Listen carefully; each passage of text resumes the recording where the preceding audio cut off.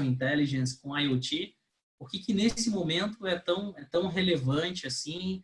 Será que é modinha? Será que a gente está no momento certo? Por que não aconteceu antes? Por que não vai acontecer depois? Tem tanta coisa junta acontecendo no mercado e às vezes a gente fica na dúvida do que é realmente relevante, o que é realmente importante, o que é passageiro, né? Então a ideia é discutir um pouquinho sobre esse momento que a gente está vivendo e juntando essas duas tecnologias aí, juntando esses dois grandes pilares aí, o IoT e a inteligência artificial, porque esse é um momento tão relevante para isso, né? Só dando um overview breve aí, bem breve, a Thelma já acabou explanando ali boa parte das coisas, né, para ganharmos tempo. Hoje eu estou à frente da operação da BR Captura. A operação da BR Captura é uma plataforma de gestão de conectividade, né? A gente está há 7 anos aí no mercado. Então, a gente trabalha integrado a todas as operadoras numa das camadas de conectividade, coletando eventos e informações sobre geolocalização, qualidade de rede, comunicação, integrando com processamento de faturas, com informações dos clientes, etc., para gerar valor agregado, né? Estou já na comunidade Tudo Sobre IoT há quase 2 anos aí, tem realmente agregado muito para mim como profissional e para a empresa também, né? Tem trazido muitos contatos, muitos insights aí. É realmente um mundo de informações muito grande e a Thelma consegue realmente, junto com essa comunidade, consolidar muita gente boa aí para estar sempre trazendo novidade e a gente está atualizado. A minha formação é de gestão de tecnologia, né? Depois da parte de gestão de TI, eu fiz uma pós-graduação em redes e telecomunicações, mais voltada para a parte do IoT, e agora, mais recentemente, estou fazendo uma pós-graduação de Data Science e Big Data para conseguir consolidar um pouco disso tudo, né? E estou há 17 anos aí na área de tecnologia, há 12 trabalhando especificamente com soluções de conectividade, plataforma, software, IoT, numa forma geral. Aí tem os meus contatos, se alguém tiver alguma dúvida durante a palestra pode perguntar, ou qualquer coisa depois pode mandar uma mensagem que a gente conversa, né? A apresentação vai ficar disponível aí para vocês. Entrando já um pouquinho nesse cenário, do porquê agora, né? A gente já ouve bastante falar do alto volume de dados, do que tem acontecendo, né? Eu trouxe aqui um gráfico mais atualizado ali desse... Tem um cara chamado Laurie Lewis, que ele sempre produz esses gráficos, ele produz anualmente essa atualização, ele já publicou a de 2019 aí, e é interessante a gente conseguir ver o volume grande aí de informações que a gente tem dentro desse cenário, né? Essas N frentes ali que a gente tem, se a gente for pegar alguns dos exemplos ali, Facebook com 1 milhão de logins, o YouTube com 4,5 milhões de views, isso tudo dentro de 60 segundos, né? Dentro de 1 minuto você tem um volume absurdo de informações. E o que é mais interessante observar é que a maior parte dessas informações é não estruturadas, né? Então, é um pouco mais difícil de você tratar, é um pouco mais difícil de você armazenar, de você tirar insights. Então, a gente tem um cenário aí de que 90% das informações, dos dados que existem disponíveis hoje, foram gerados nos últimos 2 anos, né? E desses 90%, 80% são dados não estruturados. Então, é uma foto, é um vídeo, é um tweet, qualquer informação aleatória que você tenha na internet. Então, realmente é muito difícil consolidar isso, né? Diversas pesquisas já falaram desse 80% e 90%. Eu peguei uma fonte da IBM, que fez uma pesquisa aí recente sobre isso, e é realmente bem interessante. Aí tem vários nuances também da quantidade de dispositivos, né? A IBM aponta aqui 75 bilhões de dispositivos conectados, a Cisco aponta para 50 bilhões, todas elas projeções aí para 2020, que está agora, né? Para o ano que vem a gente vai ter 50, 75 bilhões de dispositivos conectados por todos os meios, né? Então, tudo isso acaba gerando um volume de dados tão grande que é humanamente impossível você processar. Como é que você lê toda essa informação? Como é que você trata? Se você tem uma especial área de interesse ou a sua empresa tem uma especial área de interesse, como é que você processa esses dados para poder tomar decisão, né? Para poder escolher o que você quer fazer, para onde a sua empresa vai, para onde está o insight, para onde está indo o mercado, para onde está indo a opinião do público, né? Então, é muito importante você... A inteligência artificial vem para poder ajudar no processamento dessa linguagem natural e N outras coisas, né? Essa é uma das vertentes que eu vejo que favorece muito esse processo. Uma segunda vertente que vem acontecendo sempre de forma contínua, a gente vê isso de forma recorrente, né? Os custos da parte de computação, pela evolução tecnológica, sempre vem diminuindo, né? O custo de processamento. Então, você tem aí um gráfico desde 1990 até 2012, não é nem tão recente ali o final do gráfico, mas você percebe que existe uma redução drástica ali na capacidade, no custo dos processadores por core, né? Processadores que tenham 1 bilhão de transistores ali dentro de um único core, ele vai tendo uma redução ali em média de 33% anual desde 1990. E mesma coisa do lado do storage, né? A gente tem ali um cenário de custo de armazenamento também abaixando, reduzindo muito pela evolução tecnológica, pela redução dos componentes. Esse foi um estudo feito pela KPCB, explicando aí, justamente, fazendo uma análise mais ampla, tem o link aí do estudo, é um estudo até bem interessante, bem completo, falando de várias outras coisas, eu peguei mais esse insight aí que cabia para o nosso cenário, e essa redução de custo se traduz de duas formas, né? A gente vê uma explosão aí de IaaS, infraestrutura como serviço, plataforma como serviço, tudo como serviço, você consegue escalar de forma muito tranquila. Eu costumo chamar de EaaS já, que é Everything as a Service, né? Qualquer coisa hoje você tem como serviço, né? E até dentro de soluções mais completas, assim, você acaba pegando vários módulos ali menores que estimulam o processo a ser mais rápido. Essa redução de custo vem beneficiar não só as grandes capacidades computacionais, você falar de um high performance computer, de um cluster gigante, não só pensando nesse nível, mas se você for para o nível dos end devices também, dos dispositivos, você tem dispositivos cada vez mais baratos, o que permite essa dispersão mais ampla aí da quantidade de dispositivos, justamente aumentando a capilaridade aí do IoT e gerando ainda mais dados ainda que precisam ser analisados e processados, né? Uma outra visão que eu achei interessante, esse é um gráfico comum aí da gente ver, que é relacionado à lei de Moore, né, do crescimento da capacidade computacional. Esse especificamente eu peguei do SideStream Hack aí, porque o que eu achei interessante, um pouquinho diferente nele, ele mostra um pouquinho das eras que você tem ali ao longo do tempo, eletromecânica, vacuum tube, transistor, circuito integrado, e a próxima era que a gente vai ter. A gente vê que sempre a gente vai dobrando, segundo a lei de Moore, a cada 18 meses, né? Desde 1972, a cada 18 meses você vai dobrando a capacidade computacional, né? Isso vinha acontecendo de forma mais contínua e mais recentemente você chega num desafio tão grande ali de temperatura e de coisas para poder lidar no processador que ele começou a ser quebrado em múltiplos cores diferentes ali, né? Em múltiplos processadores para poder continuar dentro dessa vertente. E a gente está chegando num ponto muito próximo já, que a quantidade de transistores está quase próxima ali da quantidade de neurônios que tem o cérebro de um rato ali, né?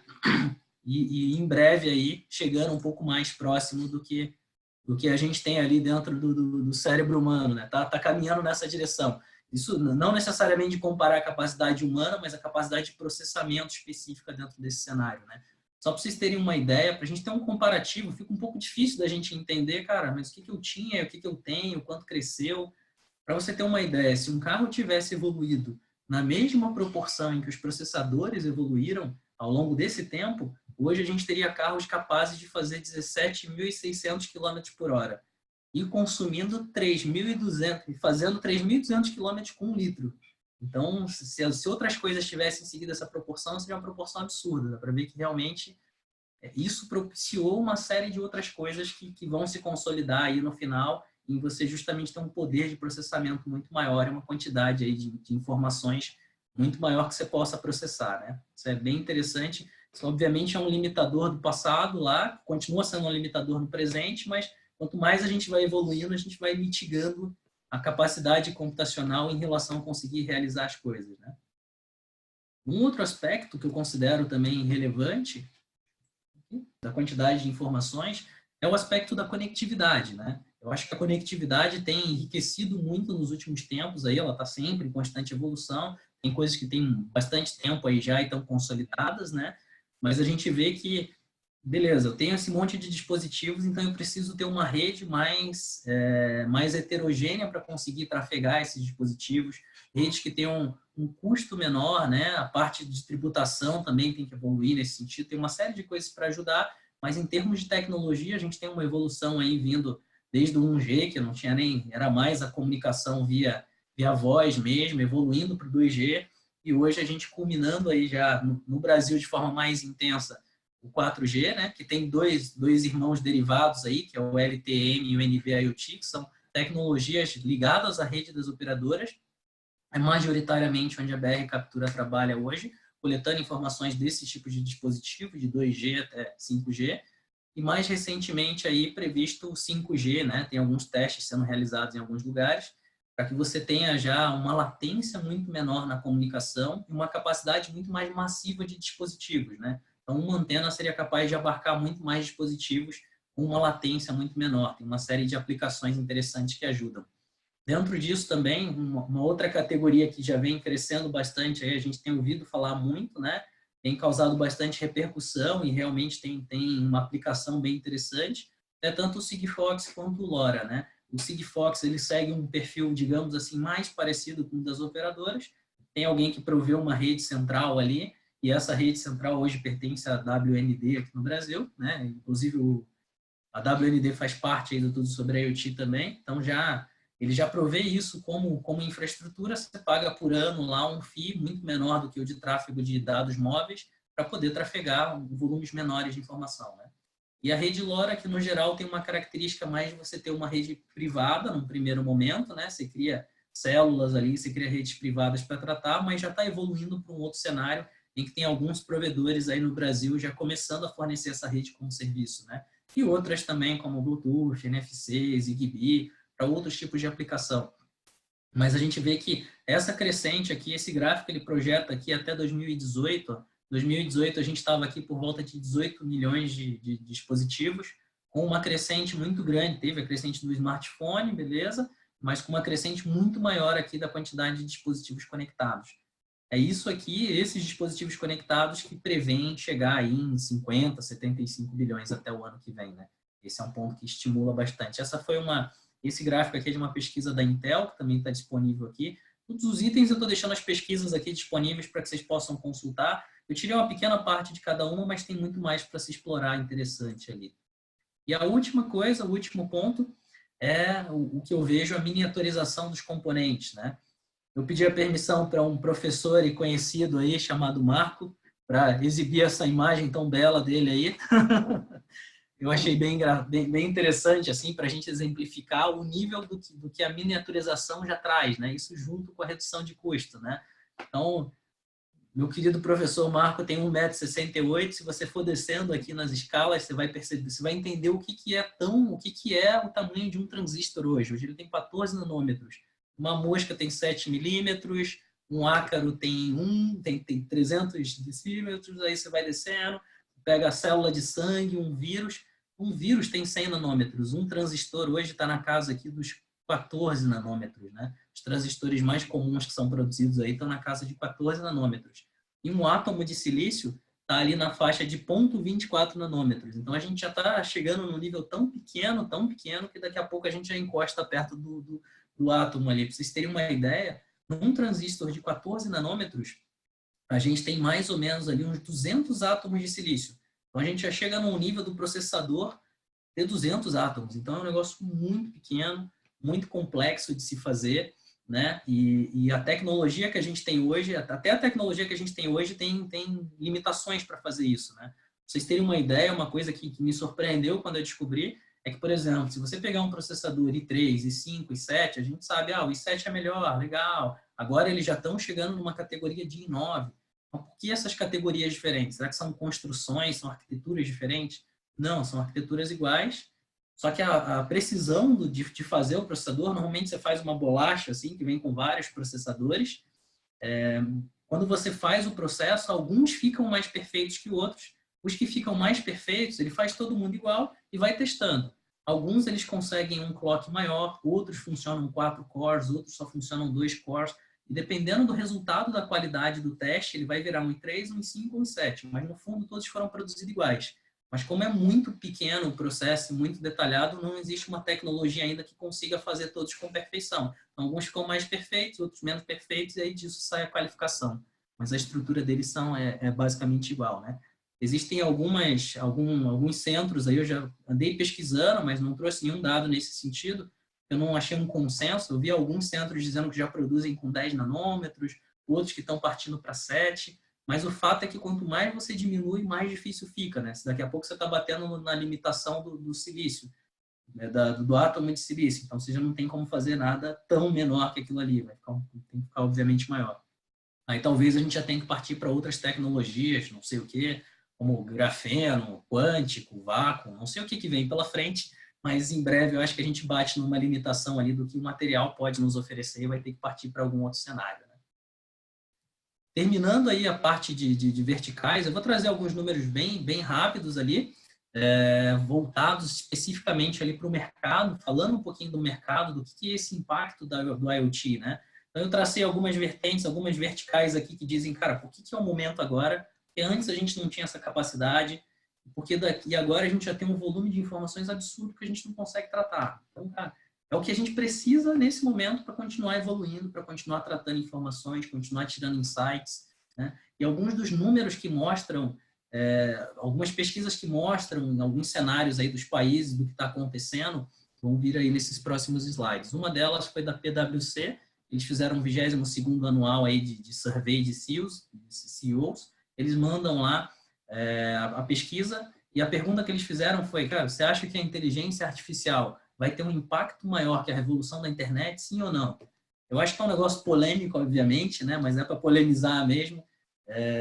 A maior parte deles, 63% dos pesquisados ali, disseram que eles acham que sim, a inteligência artificial vai trazer um impacto econômico, um impacto para o mundo maior do que a revolução da internet trouxe. Estamos falando de camadas diferentes, mas para vocês terem uma ideia da importância que está sendo dada dos CEOs das empresas para isso, né? Uma outra pesquisa realizada fala também sobre a adoção e o diferencial que se pode fazer nas empresas, né? Ele separou as empresas em 3 categorias principais ali. Ele chama de front runners, followers e laggards. São as pessoas que vão sair na frente, é quem vai seguir a tendência depois e quem vai acabar não seguindo. Isso até 2030, né?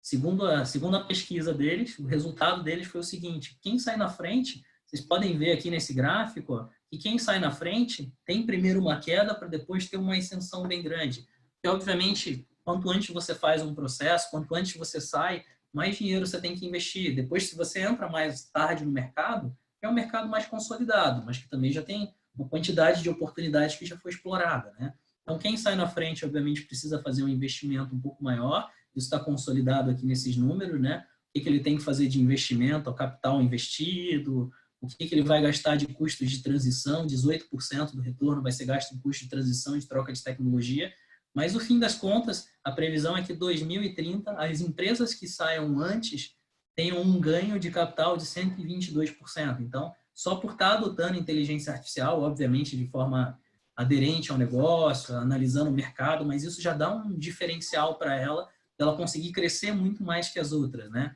E a pesquisa diz que 70% das empresas já pretendem adotar IA até 2030. Dessas 70, até 50% delas pretendem adotar um full range de IA, ou seja, todas as tecnologias, todas as verticais do IA, né? Vocês vão entender um pouco melhor quando o professor fizer uma explanação aí para a gente.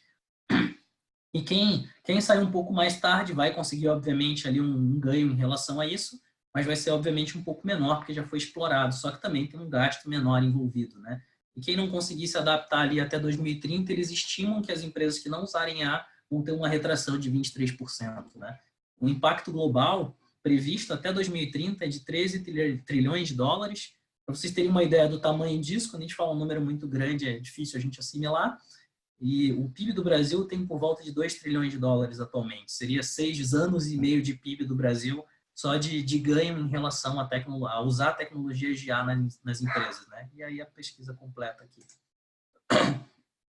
E só por último, eu acho que é o último slide, o último slide, um overview de que alguns países já estão fazendo nesse sentido, né? Existe uma discussão muito grande em alguns países, assim, alguns que estão mais avançados. Hoje, os Estados Unidos e a China que lideram o mercado de IA pelos dados estatísticos, né? Os Estados Unidos em primeiro, a China em segundo, mas ambos estão muito bem posicionados. Tem uma série de outros países já criando alguns cenários, né? Nos Estados Unidos, a previsão deles para o ano que vem é investir 5 bilhões de dólares só em 2020, né? E eles já criaram esse ano uma ordem executiva.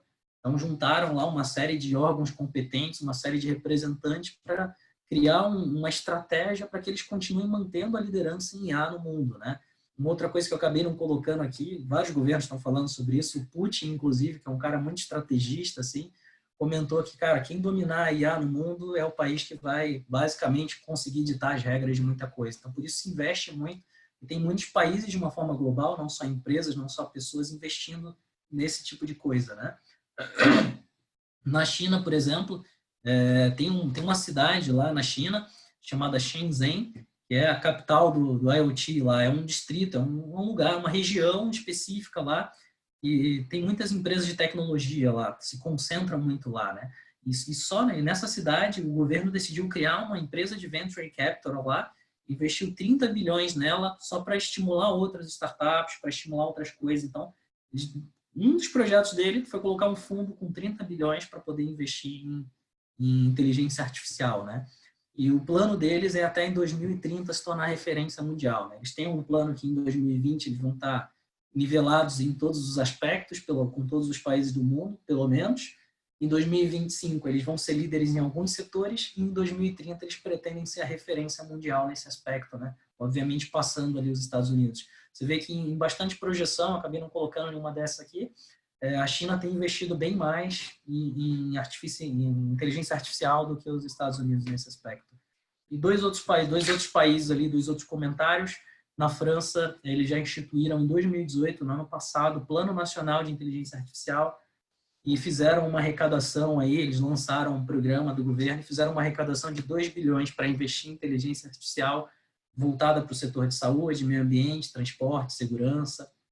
E por último, nos Emirados Árabes, para vocês terem uma ideia da importância que eles estão dando para isso também, eles criaram o Plano Nacional de Inteligência Artificial, assim como vários outros países, mas também criaram um ministério exclusivo, sabe? Então tem o primeiro ministro de inteligência artificial nesse país que cuida especificamente desses assuntos, né? Então, eu acho que é basicamente isso. Eu acho que talvez tenha dado para trazer um pouquinho mais ali de alguns dados ali, a apresentação depois fica disponível para que vocês possam explorar mais detalhes.